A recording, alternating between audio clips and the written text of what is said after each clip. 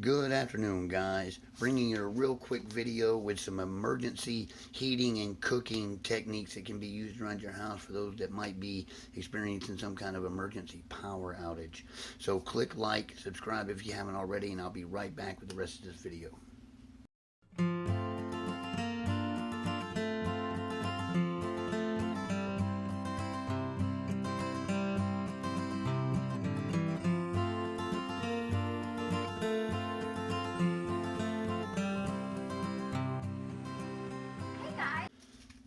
Good afternoon, guys. I just wanted to bring you guys a real quick video about heating and also maybe a little bit about cooking. I will do a cooking video with this same technique later on to be part of Prepper challenge number 4.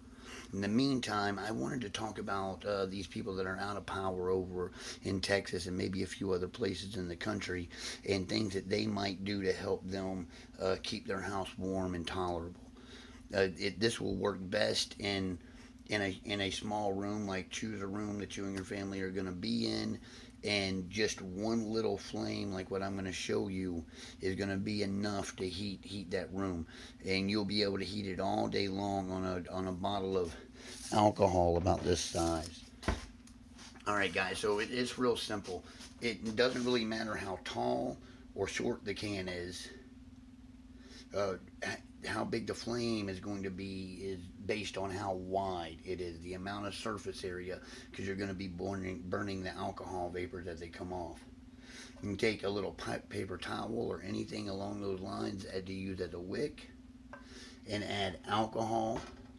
You can use rendered pork fat or really any kind of fat, and also lighter fluid. Alcohol is going to burn the cleanest and give you the least amount of residue. This lighter fluid is going to burn and give off a little bit of a black smoke like a Zippo lighter. In this case, a Zippo lighter would work almost as well as this, other than the fact that this is going to have more surface area, bigger wick, and produce more heat. So in this case, I have alcohol in there. Don't mix your stuff, one or the other, and then you can start over if you run out of one or the other. So just like that, and it burns warm, but it's not like super volatile where it's like gasoline. Don't use gasoline. You notice that I have it on top of an iron skillet, and I would suggest you do something like that. Have a serious pan underneath it, so if this knocks over, your flame is still contained in iron skillet. As a matter of fact, you could put it all in the iron skillet and light it if you wanted to. I wouldn't do it on an iron skillet because you're going to ultimately burn away all your seasoning. But in a pot or a pan, you could do it. You will see that it sort of browns it or gives it a tinge or a discoloration. So there you go, guys. And this will produce quite a bit of heat. It will keep a room warm for quite some time. A little bit of alcohol.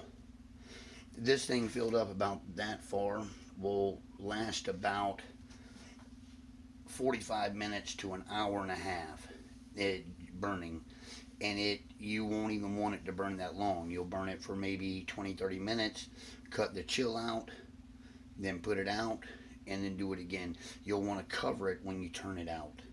That way that the alcohol is not evaporating away. The alcohol will evaporate pretty fast on its own, even without a flame, so you'd want to conserve that. So guys, thank you so much for watching this video. Please click like, subscribe if you haven't already, and I'll be back with another video pretty soon. Prepper Challenge 4 is coming out real soon, and it'll be something real close to these lines. Alright, thank you guys. Have a good day. Bye-bye.